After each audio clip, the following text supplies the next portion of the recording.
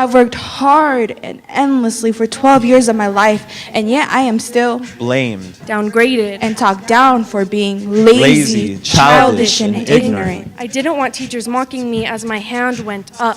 Because I have a history of making the wrong decisions. So my hand remained down just like my citizenship grade. Teachers are no longer caring about their students' lives, but caring whether or not they get a passing score on a standardized test. Because the district only sees scores, not our struggles. We are students. Students who have been labeled by a number and tested on like rats in a laboratory. We're tired, and we want to change the system.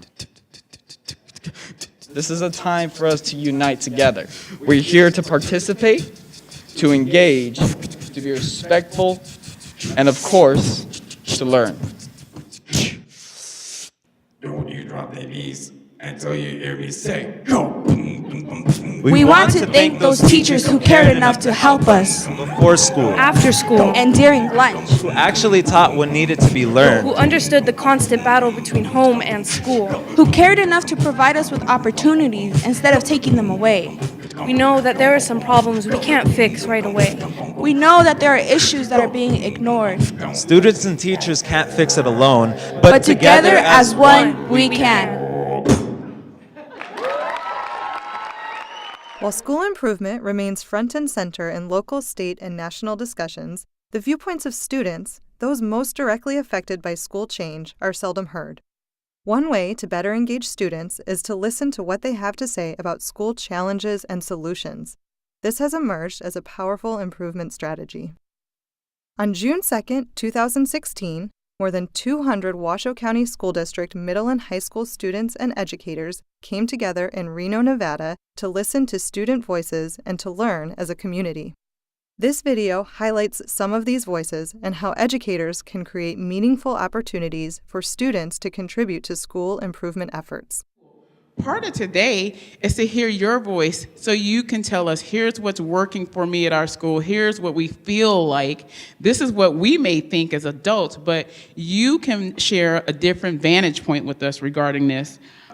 It's strength in numbers, so the more you speak your voice and the more of you that speak your voice, the stronger we are.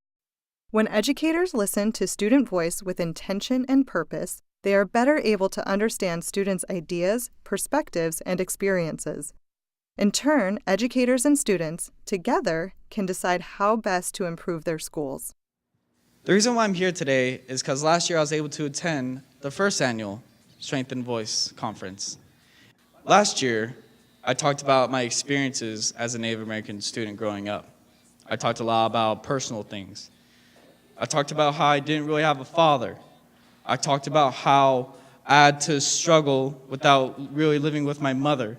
By the time I turned 16, I had attempted suicide 16 times. I've learned what value my life has. And from last year's conference, I learned that I too had a voice. I had a voice that I wanted to use to impact other people's lives so that other people could hear me and express how they feel as well. At the 2016 event, students shared stories of tenacity and in their own words described personal and academic challenges and how they dealt with them. A constant thought for me was that our society often fails to remember the purpose behind systems. And I really felt this within our education system. I felt confined in a place where the purpose was to learn, yet I did not feel this was a true goal of my environment. I was seen as a statistic. I was seen as a typical Latina who was going to drop out and get a low-paying job. I came to a dysfunctional home every day, a home where there was negativity instead of support towards my education. On my own, I chose many things. I chose to live with the first-generation graduate in my family to motivate me. I found an alternative high school which helped me find my drive and push the light that I had in me. I went from a 0.25 GPA to a 3.25. My parents didn't receive an education, so growing up as a young adult, I didn't understand the purpose of school. I didn't understand what the importance was of receiving an education. It wasn't until my senior year that I felt like I had a voice. I wanted to show students that it didn't matter what race, ethnicity, background, color, or sexual orientation you identified, that everyone had a voice, and that everyone deserved to have their voice voices being heard. Throughout the day, students and educators co-facilitated and attended multiple sessions where they listened to one another, learned together, and shared ideas to address school-related problems. What follows are snapshots of these sessions. The session, When Student Voices Contribute to Student Improvement, A Tale of Two Schools, featured high school students partnering with school administrators to address school improvement priorities. We get to take issues that Worcester High School students are concerned about, and we get to bring that up to the Board of Trustees. And we get to represent a whole array of diverse perspectives, and we're honored to have that role. As counselors, as teachers should put at least a little bit of trust in us. Just because we don't speak English or we speak it broken, teachers and counselors used to think that we cannot achieve the things they put us through. We just want them to trust in us, and we won't let them down. That's not easy to hear when you're the adult on the other end of that. And it's my job as the counselor to make sure that she has a voice at our department meeting to say, this is how I'm feeling, this is what it feels like to be an ELL student. During Stand Up Against Stereotypes, a group of students described their efforts as peer educators to increase awareness about the harm caused by negative stereotyping at their school. We came to the conclusion that if we spread awareness, they will know about stereotypes, the stereotype threats, and they will not do it. They will catch themselves if they stereotype, because it has happened to us. We start saying stuff, and then we're like, oh man, that's a stereotype, you know? We can't completely stop stereotype threats, but we can combat them by doing what we are doing today and by presenting and spreading awareness. Another session focused on changing fixed mindsets that students and educators may have about others in their school communities who are different from them. The group shared strategies for building respectful relationships. Something like that, say, okay, well, how can we fix this? And if you're going to talk about it, talk about how to fix it. So what I would like all of you guys to do in your little groups is kind of talk about problems that you see are apparent inside of your schools, whether or not you think that you can change them, and if you do, how to fix them. During another session, former Washoe County students who were first in their families to attend college discussed the academic and personal challenges they faced and the supports that helped them to succeed. I was kind of on my own. Both my parents never graduated high school. At the same time, I wasn't on my own. I had a lot of other programs outside of school, like the Dean Teacher Scholars Program, that has helped me. And also the Worcester JROTC program. That program has really helped me develop myself into what I am today.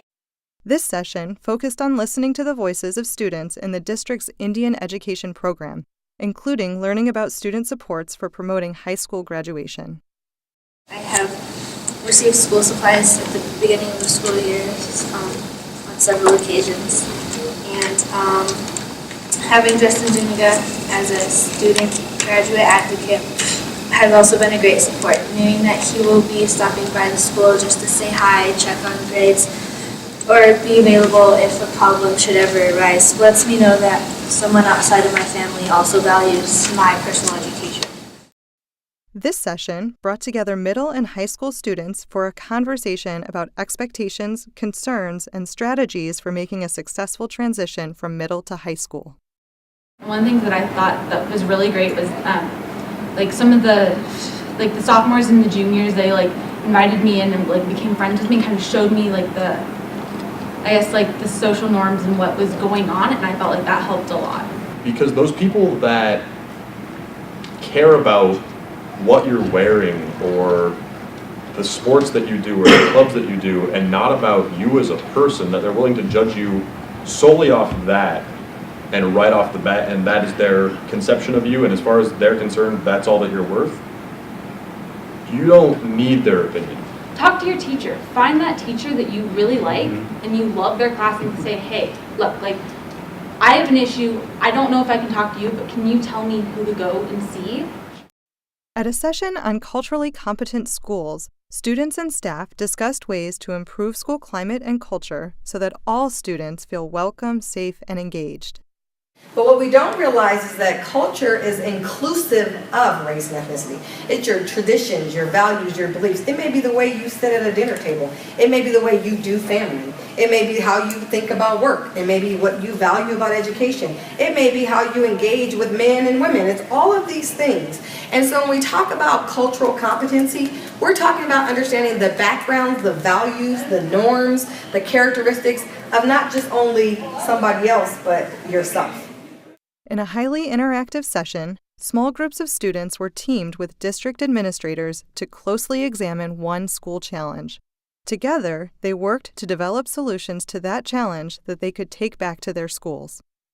What would be one that you would like to have a conversation about? What would be one that you think that you could probably come up with some of these root causes, some of the problems behind it? And then ultimately, what are some ones that might interest you, some of the solutions or actions that you as students or we as administrators or schools can take to make it better?